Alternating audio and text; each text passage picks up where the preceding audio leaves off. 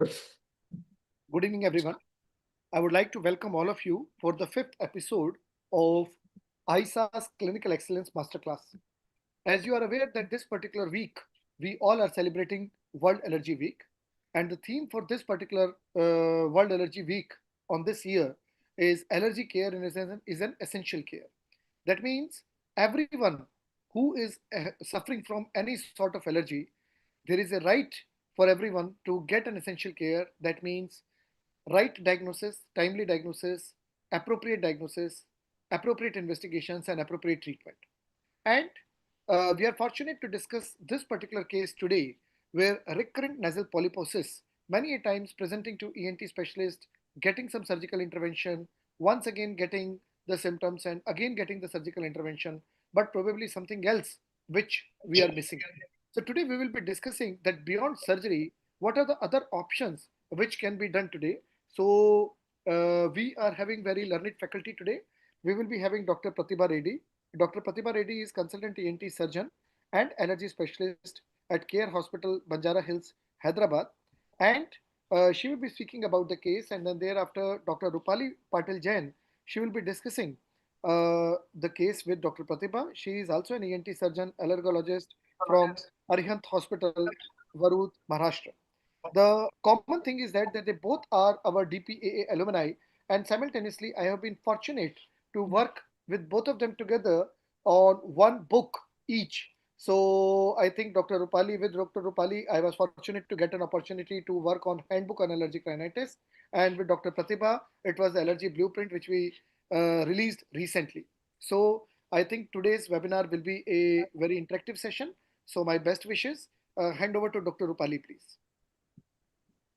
Thank you, Dr. Neeraj and Dr. Vikram for inviting us. So today we are going to talk on a very important topic, that is recurrent nasal polyps beyond surgery and the role of immunotherapy, allergen immunotherapy and biologics. Now, as ENT surgeons, me and Pratibha, we see a lot of polyp patients. The incidence is almost like in adults, it is about 5.5 to 28%, while in the pediatric population, it is 4%. So it's quite a big number. So when these patients recurrently come to us, they either go through surgery. We have seen some patients who have gone like 6 to 7 times they have been operated, and now they want some results. So now when allergen immunotherapy is available, now the new biologics are available. So it is our duty that everyone should know about this so that every patient gets benefited from it. So I would now like to ask Dr. Pratibha Reddy. So today we are going to have a we are going to have some case discussions, and I request Dr. Pratibha Reddy to start her presentation. Good evening.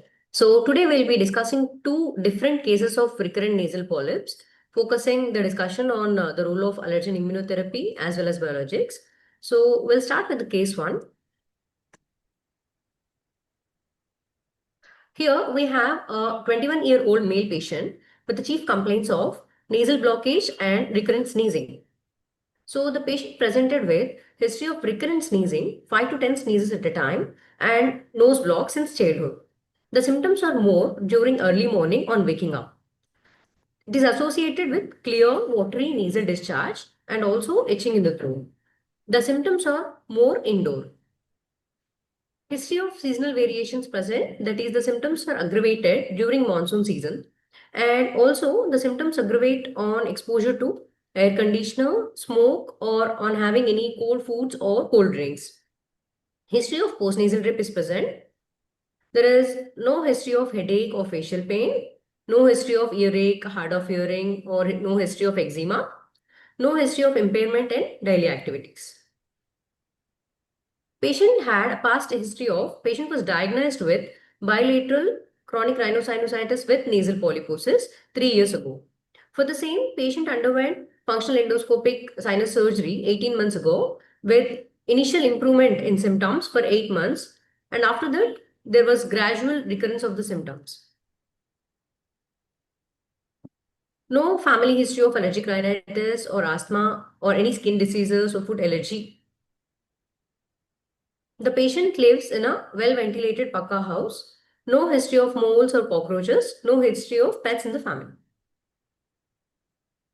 Since last 2 months, patient has started on nasal saline irrigation and intranasal corticosteroids, that is fluticasone furoate, and intermittent antihistamines.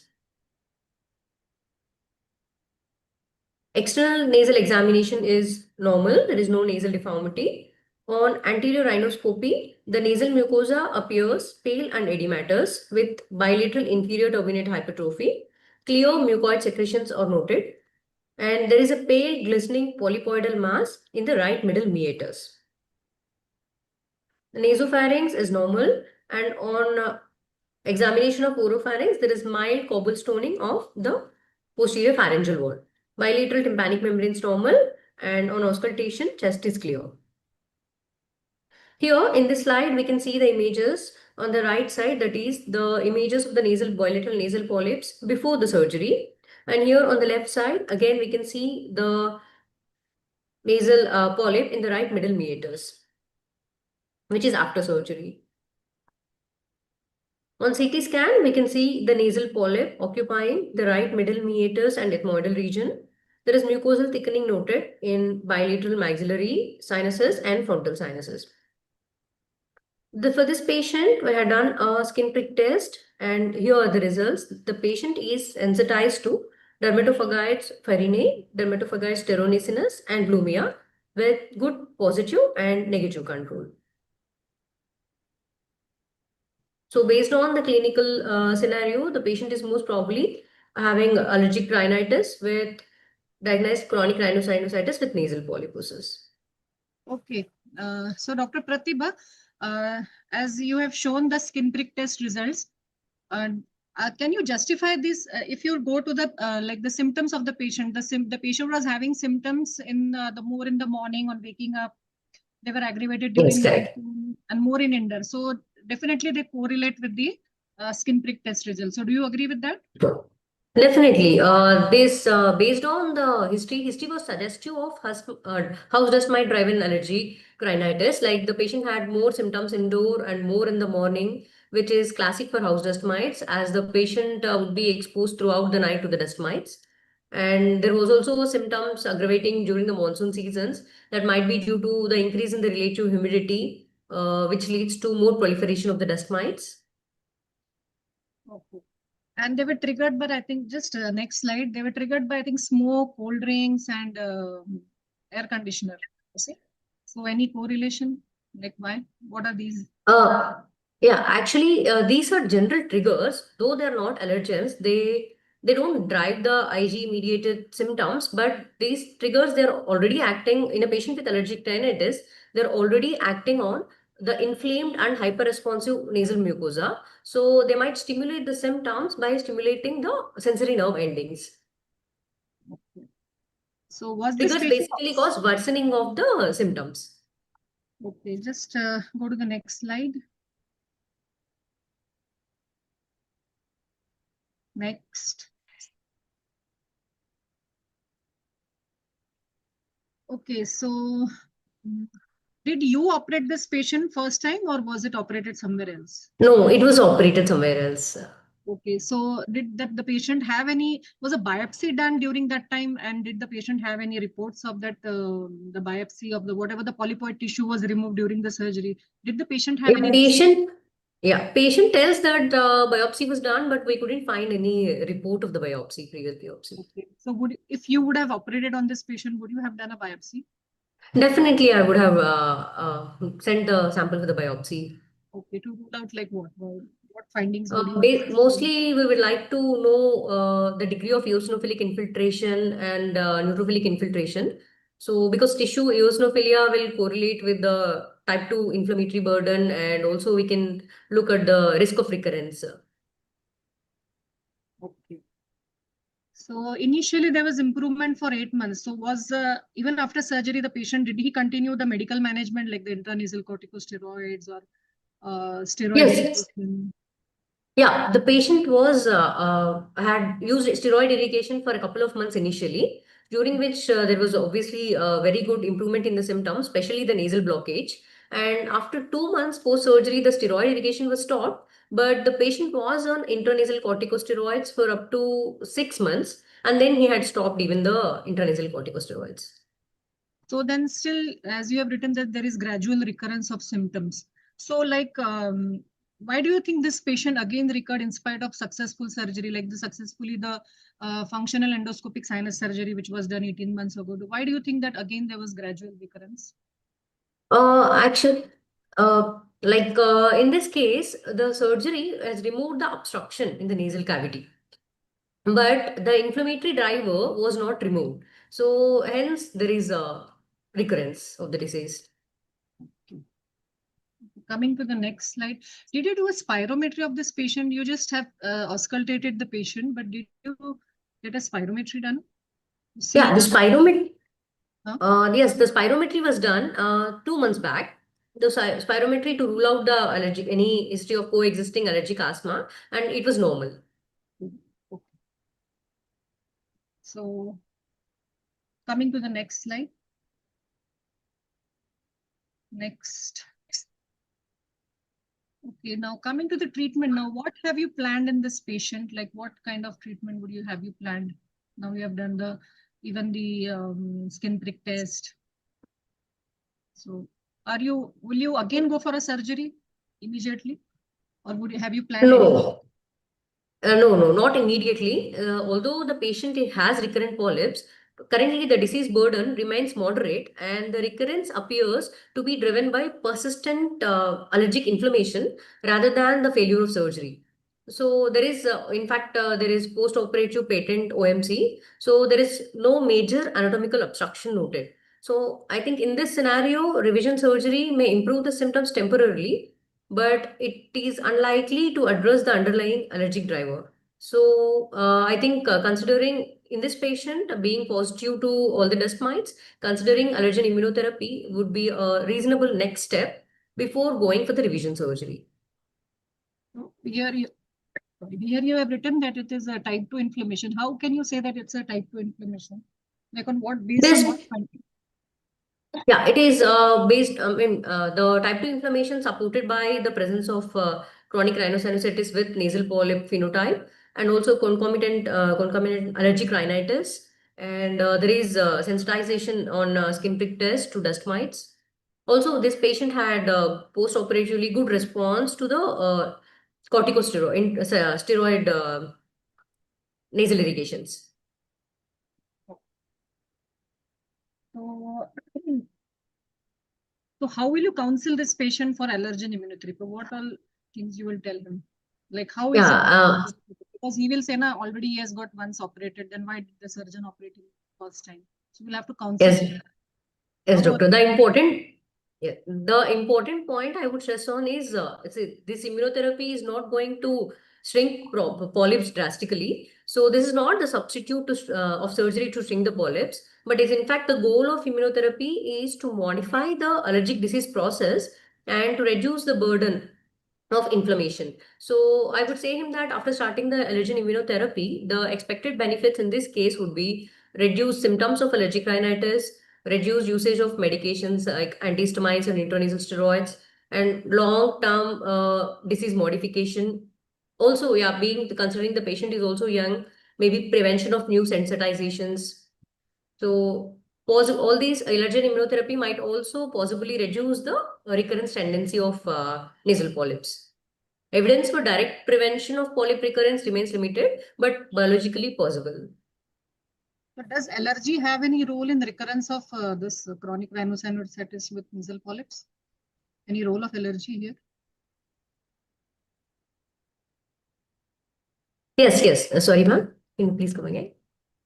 I said, does allergy have any role in this particular patient like chronic rhinosinusitis with nasal polyp? The recurrence. Yeah, the Okay. recurrence. Yeah. In this patient, because the allergic rhinitis coexist, their allergen itself could be exposure to allergen itself could be amplifying the inflammation of the nasal mucosa, and also it might be increasing the eosinophilic activity, which is worsening the symptoms, and also it could be contributing to the recurrence of the allergic nasal polyps. It might be the important perpetuating factor, though if it's not the sole cause. So For how many days? For how many, like, what will be the time period of allergen immunotherapy in this patient? For how many days you will do? So allergen immunotherapy preferred is minimum a duration of 3 years, because studies demonstrate that clinical benefit persists at least when it's given for a duration of 3 to 5 years. 3 to 5. Okay. And would you like to consider biologics in such patient? As you said, there is a Uh, type 2 inflammation. Any role of biologics in this case? Would you like Though to? the patient is having type 2 inflammation, the disease burden here is not that high. They did not fit into the criteria of biologics. Did you do the total IG in this patient, or do you routinely do total IG in cases of allergic rhinitis? Is there any role? Total IG, actually, it is commonly ordered, but I think it's frequently misinterpreted or misunderstood, because total IG is not a diagnostic test. It could be elevated in other allergic as well as non-allergic conditions like ABPA or helminthic infections. So, and So in also Indian when, population, yeah, it is not a good factor for in Indian yeah, population where the helminth load is very high. Okay. Okay, you can go ahead with this case again. Anything you have? You have more slides yeah. in this case? Just one last slide. Why we are considering allergen immunotherapy in this patient? Because the patient is young and with a clinically relevant sensitization to dust mites. There is a persistent allergic rhinitis symptoms, which is driving the type 2 inflammation. The recurrence of nasal polyps noted even after FES, despite the standard therapy. Here, allergen immunotherapy targets the disease mechanism and may reduce the symptom burden and recurrence risk. Best outcomes occur when allergen exposure, sensitization, and symptoms correlate. So, when a clinically relevant allergy is present, treat the allergic endotype. Here, AIT may be, allergen immunotherapy may be true beyond intervention in selected patients. So just I want one message to give that we see a lot of like allergic rhinitis patients. The disease load is almost 25 to 40% in our country. And we see a lot of patients, so they should be properly evaluated.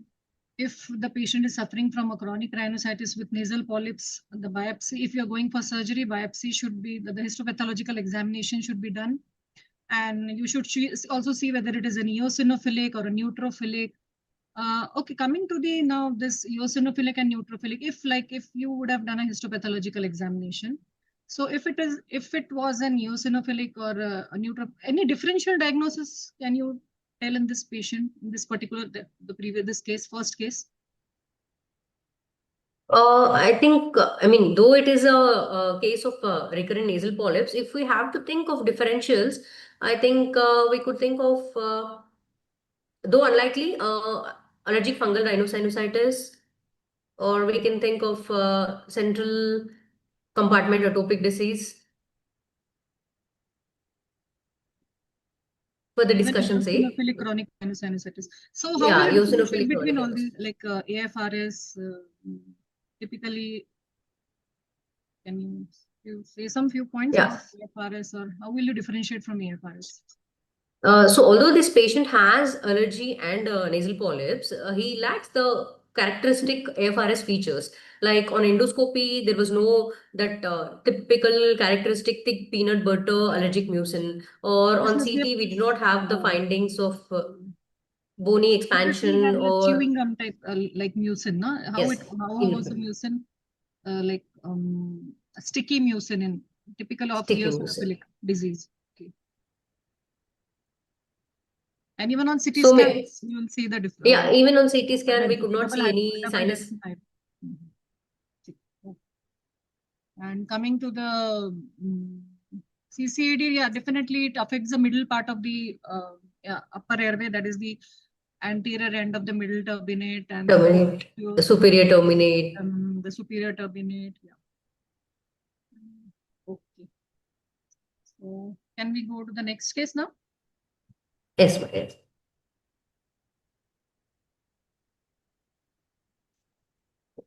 Yeah, so we here we have a 36-year-old male with the chief complaints of loss of smell and nasal congestion. He presents with a history of anosmia since 1 year. severe nasal congestion, facial pressure, and headache. There is history of postnasal drip, history of snoring, and history of poor sleep and fatigue and impairment in daily activities. Patient was diagnosed with chronic rhinosinusitis with nasal polyps 8 years back and underwent FES in 2019 and again a revision surgery in 2023. The patient was diagnosed with bronchial asthma 6 years ago and has been under the care of pulmonologist. There is no family history of allergic rhinitis, asthma, skin disease, or food allergy. Treatment history. During the preceding 12 months, the patient required 3 courses of oral corticosteroids for worsening of nasal obstruction, recurrent anosmia, and endoscopically documented polyp recurrence. Each course resulted in improvement in the nasal symptoms, but the symptoms recurred within a few months of steroid withdrawal. The patient is also on intranasal fluticasone furoate and low-dose MAT therapy. On ENT examination, there was no external nasal deformity. On anterior rhinoscopy, pale glistening polypoidal masses seen in the middle meatus bilaterally. Nasopharynx, oropharynx was normal. Bilateral tympanic membranes normal. And on auscultation, chest was clear. Here we can see the endoscopic images of recurrent nasal polyps despite a couple of surgeries.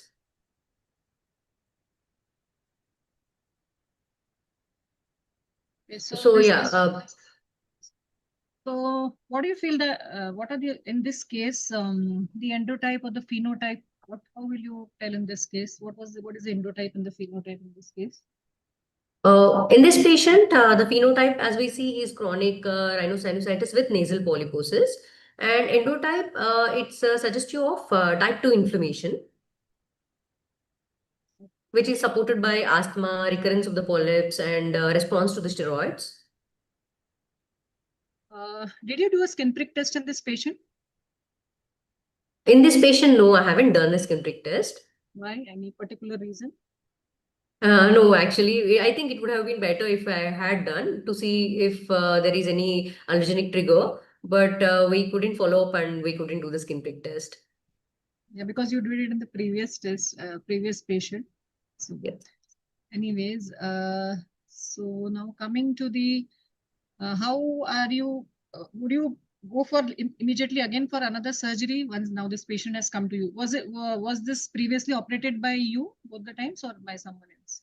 No, this was first operated at our hospital, and again the second surgery was done somewhere else. Okay, so now the third time the patient has come to you. So would you go for a Yes. surgery? Or you have No, not immediately. This patient already had 2 prior surgeries and adequately open post-operative cavities. But despite there is a recurrence, and there is also severe type 2 inflammatory markers. So the recurrence appears again more biologically driven than the anatomical. So though surgery can remove the polyps, it might not be able to alter the inflammatory trajectory here in this disease. So not immediately. just can you go to the previous slide? I just missed the management, the treatment, medical management. What was it the patient given? Just go to the previous slide.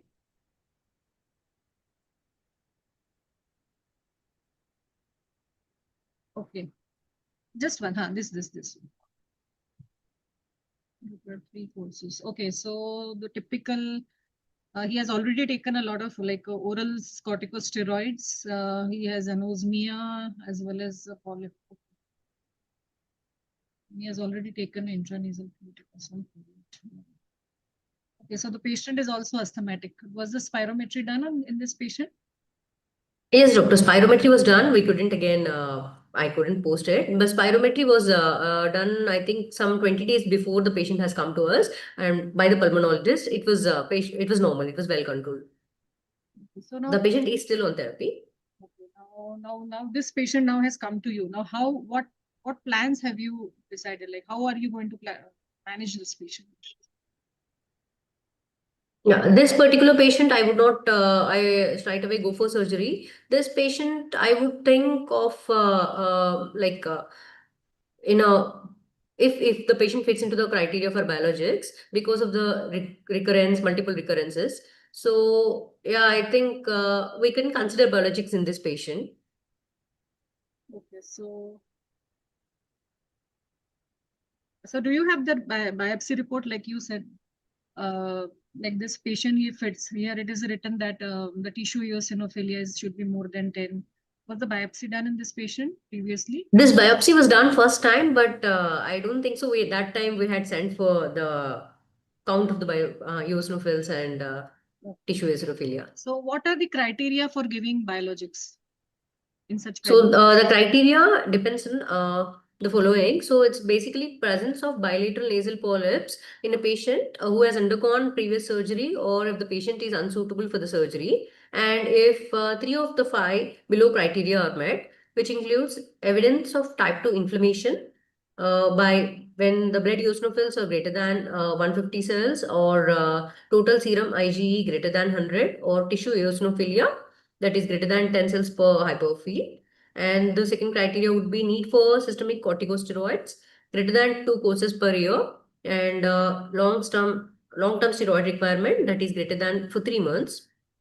Significant quality of life impairment when the SNO-22 score is greater than or equal to 40. Significant loss of smell, and diagnosis of comorbid asthma. So like all the criteria fit for biologics in this patient, according to the EPOS Yes. guidelines, whatever the guidelines EPOS has given us. So these are the criteria which fit in this patient. So now coming to the biologics, what all biologics are available in such kind of patient? For which will you prefer and to give in this patient? Here we have for currently for chronic rhinosinusitis with nasal polyps, we have the options of available options of dupilumab, omalizumab, and mepolizumab. So again, the choice depends upon the local availability and type of comorbid asthma, the level of the blood biomarkers, the cost, and the experience, local experience. But the preferred, the choice for chronic rhinosinusitis with nasal polyposis according to the studies would be dupilumab. Yes, but unfortunately it is not available in India. Okay.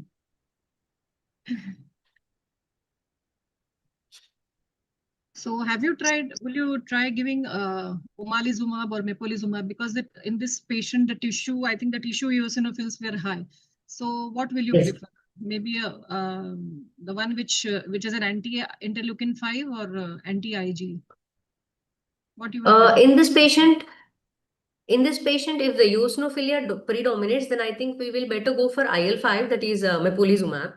Yeah, but reslizumab is also there. Reslizumab.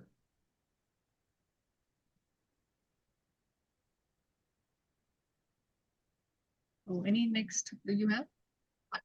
Yeah, so we have some expected benefits after starting the biologics. In this case, could be the reduction in the polyp size with improvement in the symptoms of nasal obstruction as well as smell, fewer decreased requirement of systemic steroids or revision surgeries, and better asthma control.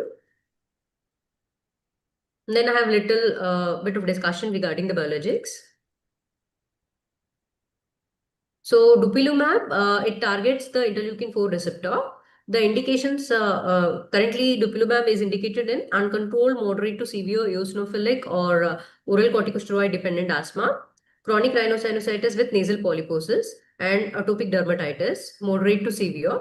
The age approved is greater than 12 years, sorry for the 6 years here, and it is administered subcutaneously with a duration between 2 to 4 weeks. And mepolizumab, it targets What is the duration? For how many days would you give dupilumab if at all you have to give? Initially, we would give it at least for 4 months, and then look for the improvement in the symptoms. In case if the symptoms are improved, then I would like to continue it for another 6 months and then reevaluate. Okay. Okay. Yeah, next. And mepolizumab is indicated in, again, under uncontrolled severe eosinophilic dependent asthma, chronic rhinosinusitis with nasal polyps, eosinophilic granulomatous polyangiitis, hypereosinophilic syndrome. And the administration here would be again subcutaneously 100 milligram every 4 weekly. And omalizumab, it is targets the circulating IgE. It binds to free circulating IgE and prevents its binding to the mast cells and basophils. Again, it's indicated in uncontrolled moderate to severe asthma, especially with aeroallergen sensitization, chronic rhinosinusitis with nasal polyps, chronic spontaneous urticaria. The dose would be somewhere between 75 to 375 milligram subcutaneous injections, 2 to 4 week intervals. Okay, so how will you assess the response? Now you have started the patient on biologics. You said that you will give for like 4 months. Then you said you will assess the response. So how will you assess the response? Is there any Yeah, I will after giving it for criteria or guidance?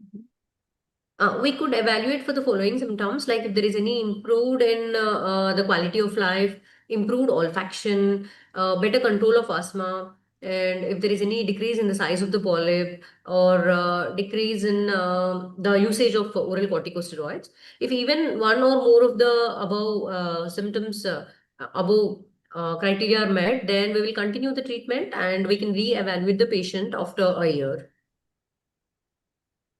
Can we experience any side effects with these biologics? Yeah, in general, like the biologics have in general side effects like injection site reactions and transient headaches, fatigue. But in particular, we have for dupilumab, there might be transient blood eosinophilia and conjunctivitis or keratitis like dry eye syndrome.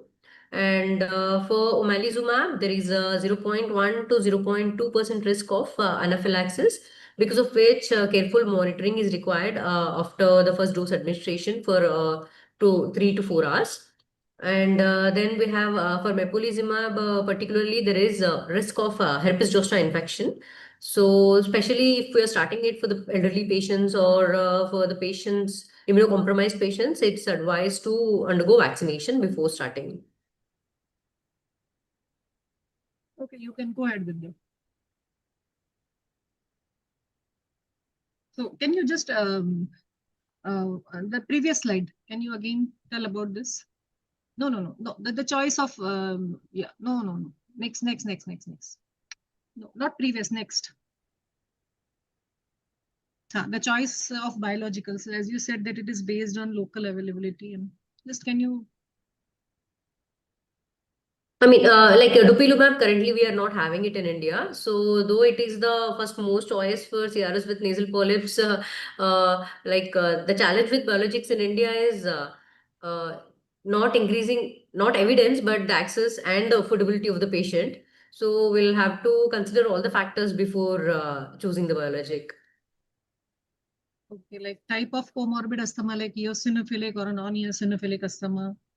Yes. So if there is a predominant eosinophilic asthma, then mepolizumab is a better option here, especially when the absolute eosinophil count is greater than 150. There is evidence of decreased exacerbations in asthma and better control. And when there is elevated IgE, then I think the better choice would be again omalizumab. Would you do a pheno test in asthmatic patients to decide the choice of biologics? Yeah, pheno, yes, correct. If there is elevated pheno, again, I think omalizumab would be a better choice. Okay. Blood biomarkers you have already told, and cost. Yes, definitely cost is a very big issue, at least in our country, because I don't think it is still Yes, covered under the insurance. These correct, doctor. biologics. Mhm. So, okay, next slide.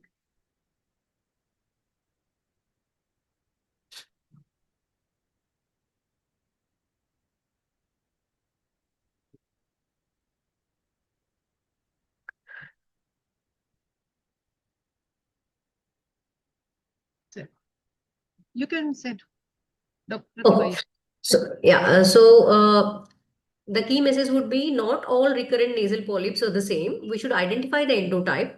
So allergic rhinitis should be actively treated when it's clinically relevant. Allergen immunotherapy may offer the disease-modifying benefit in selected allergic patients, chronic rhinosinusitis patients with nasal polyposis. Also, biologics have transformed the management of severe recurrent chronic rhinosinusitis with nasal polyposis. Precision medicine improves the outcomes and reduces the need of repeat surgeries. Biologics are not prescribed because the polyps are present. They are prescribed because type 2 inflammatory disease remains uncontrolled despite appropriate surgery and medical therapy.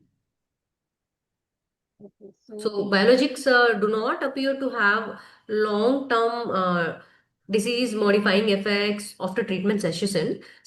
So long-term studies on chronic rhinosinusitis with nasal polyps needed to determine the optimal duration of the treatment of biologics. So to opt for biologics in this case, or whenever the criteria is met, is mainly to reduce the load of the disease, and in case of morbid asthma, for the better control of asthma and for the steroid sparing effect, to basically to bring down the disease and improve the quality of life. So definitely, chronic rhinosinusitis with nasal polyps, it is a medical disease, and we have to see the endotype as well as the phenotypes. The classification is very important. And once we know the endotype and the phenotype, we can definitely give the patient proper management. We can do all the investigations, as already you have told by Dr. Pratibha, and then we can evaluate the patient, and then we can give the proper maybe allergen immunotherapy. It works wonderfully. It has an immune modulating effect, and biologics definitely they work very well in polyps. So I think Dr. Neeraj, we can see the questions. We can answer the question. This is Yes, done. Dr. Rupali. Only 2 cases. Dr. Do you Rupali, have there one are more few case? questions in the chat Dr. box. Yes. Pratibha, do you have one more case? Yes. No, Okay. no, doctor. Done. Okay. I just want to, I think you have not mentioned about AFRS. That is also a very common, again, chronic rhinosinusitis with nasal polyp, in which Correct, the doctor. patient typically has, the peanut butter mucin, and the CT scan findings there, typical double density sign is seen. So in such patients, skin prick test should be done, and the whatever the allergen is, there you have to, yes, you definitely have to give go for the surgery, but you can also go for allergen immunotherapy, and it has very good results. Okay, sir. Thank you. Dr. Rupali, you can take some questions which are there in the chat box. Okay, sir. We both can answer. So indications of surgery in nasal polyps. As I already said, that chronic sinusitis with nasal polyp is a medical disease.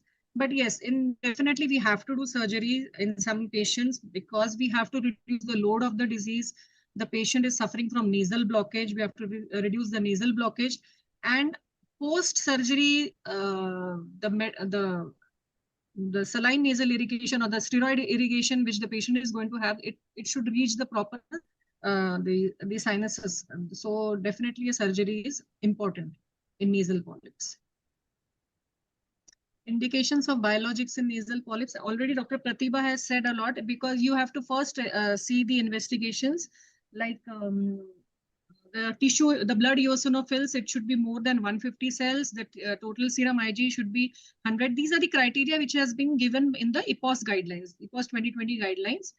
And the tissue eosinophilia, the biopsy, it shows the 10 per field. So you have to, criteria. If the patient repeatedly needs oral corticosteroids, yes, you have to go. Then just the snot, as we see the snot score in the patients, if it is more than 22, you can go for the biologics. There is significant loss of smell, and there is comorbid asthma. So these are the 5 criteria which are, so even 3 criteria are present out of the 5, you can go for the biologics are indicated. Which one first Dr. among Rupali, biologics? Dr. Rupali, like in your practice, especially I'm talking about Indian conditions or developing country conditions, where we understand that eosinophil count is not that much reliable, and simultaneously the total Ig is not that much reliable. So here, if you just see that the eosinophil count more than 150 or total Ig more than 100, which is invariably there in our patients majority of the time, even if they are not suffering from allergy or they're suffering from allergy. So do you still give importance to this particular criteria, or is there any refined criteria for our conditions or Indian conditions or something like that? Sir, then we can see if the patient is if the patient has to recurrently take oral corticosteroids, because that is definitely going to give him side effects. And even tissue eosinophilia is a very big factor. So we can do the tissue, we can take the biopsy of the polyps and see the tissue eosinophilia in such patients. So that The means that patient is having this comorbid asthma. Yes, sir, we can that give means this biologics in this. particular criteria takes a little backseat when we are talking Hmm. about Indian patients, but definitely we will take all other parameters also, as you rightly mentioned. Yes. When I was discussing with you, there is another question which is there on the YouTube.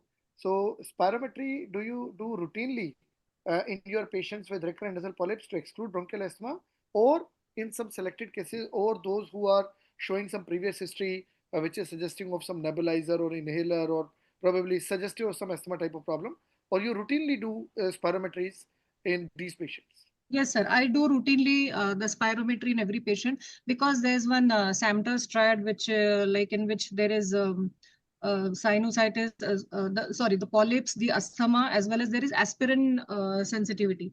So in such cases, yes, to rule out these things, I do routinely do spirometry in every patient, sir.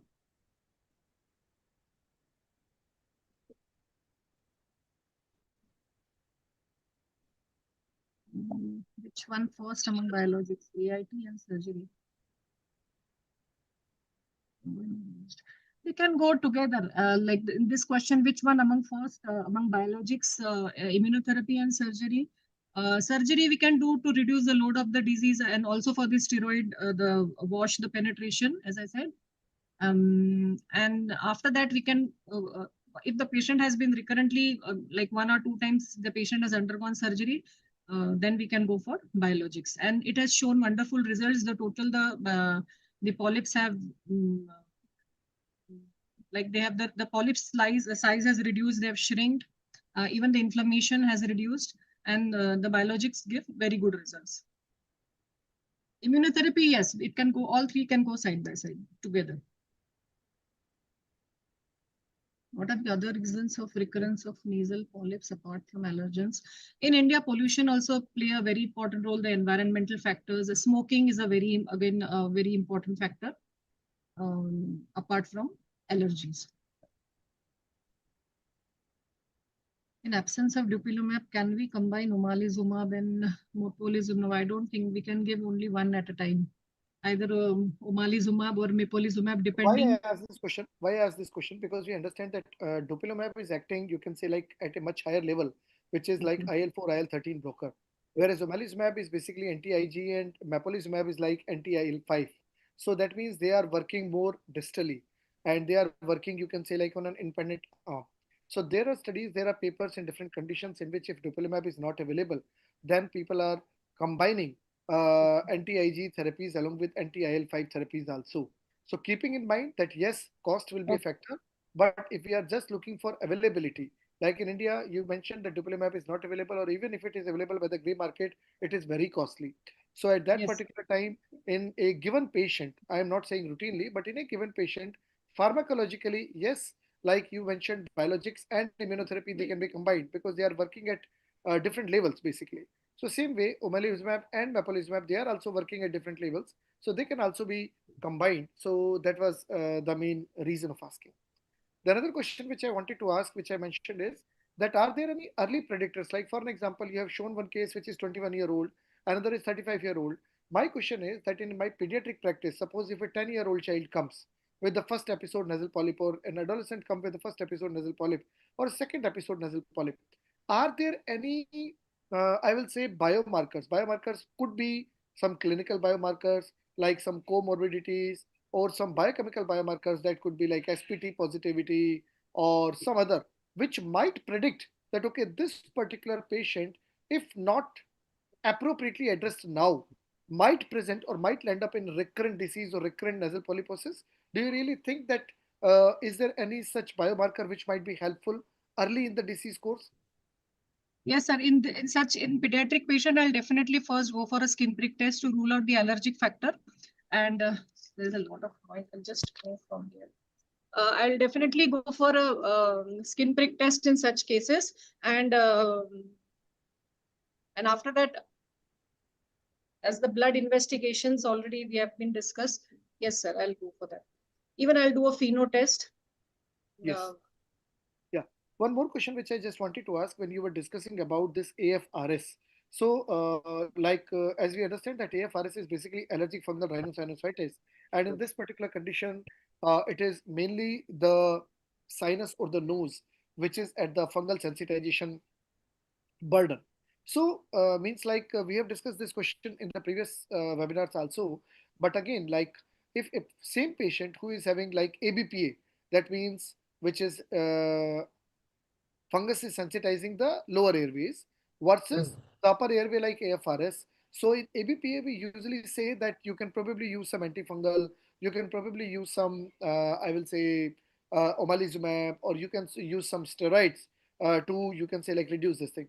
But here, when we are talking about AFRS, then at that particular time, we are talking about more surgical interactions. So do you think that there is some difference in the disease pathology or something in which when upper airway mainly the sinuses are involved with the same sensitization, then at that time surgical mode is considered to be a better mode, whereas when the lower airway is involved, then at that time probably it is the you can say like the omalizumab or some other treatment or medical management is basically considered to be more better mode. So same airway but different ports, different sites, and having a little different approach. So that's why I'm asking. Uh, yes, sir, definitely. I agree with you. I mean, in AFRS, you have to go for the surgical management because you have to reduce the load, the fungal load especially. And then you have to do the immunomodulation by giving the allergen immunotherapy. Before going for surgery, you have to give corticosteroids to reduce the inflammation of the polyp size. Yes, but in ABPA, there is, I mean, we will have to go for medical management as well as, or we can go for omalizumab. So two questions to you, practical questions. Are you using any antifungal therapy in AFRS along with the surgical management? No, sir. Right, right. So what I understood is that as per the previous communication as well as now, that the antifungal therapy, because of some particular reason, they are not that helpful in the, you can say, like sinusitis Yes, type sir. of condition. That could be Yes. probably the fungal load. So you need to really debulk that, and that is why the surgical management is more helpful as compared to pure antifungal therapy. And whereas in ABPA, you are using, like we are using itraconazole also, and we are also using this omalizumab and all other things also. The other thing which I am very curious to ask you about uh, fungal immunotherapy. So because like during conventional teaching, we are not very pro towards fungal immunotherapy. Yes, I know that there are many people who are using fungal immunotherapy and that is also with success. But still in conventional teaching, we usually say that fungus is not a great allergen for an immunotherapy. Cockroach is not a great allergen for immunotherapy. So do you think that AFRS is one condition in which targeted fungal allergen immunotherapy is helpful in the patients? Yes, sir. It has been. I have tried in AFRS and it has given very good results. Correct. And it is safe also, Allergen. means like no Yes, it side is effects or safer. nothing like Yes. that. Great. That's great. That's nice. That's very nice. So I think just want to ask you the final conclusion. So Dr. Rupali, would you like to just say last one or two line to conclude the webinar, that the take home message from the webinar regarding recurrent nasal polyposis? Yes, and Dr. Pratibha has already mentioned that not all polyps are the same. There are different endotypes, there are different phenotypes. So it is very necessary to find out. We should know what endotype the patient is having and what phenotype, and then we can accordingly patient, and then we can give him the proper treatment, like depending whether it is an allergen immunotherapy or the patient we have to continue them. There are some patient in which you can't even give allergen immunotherapy, neither you can give any biologics in such patients. So you should know the treatment and you have to continue them on intranasal corticosteroids. And every uh, mm, every healthcare physician should know the even the use of biologics. Like now they have recently, many people still are having just two thoughts about it, and they don't want to start the patient on biologics, whatever like they, I mean, whatever is like, they are not able to decide. So I feel that these biologics, they are having very good results, or many of the allergologists have been using them all over the country now since like the past 3-4 years, and they are giving very good results to the patient. So every allergologist or every healthcare physician should have a knowledge and regarding these biologics. Absolutely. Well said, Dr. Rupali. So I think what I understood is that there are few modalities, several modalities to treat this particular condition. One is surgical management. You beautifully mentioned about that. Second is about biologics, and third is about allergy immunotherapy. All modalities are good, and all modalities are working in their own capacity at their own sites, and nothing is, you can say, like replacing another one. So nothing is a substitute to the second one or the third one.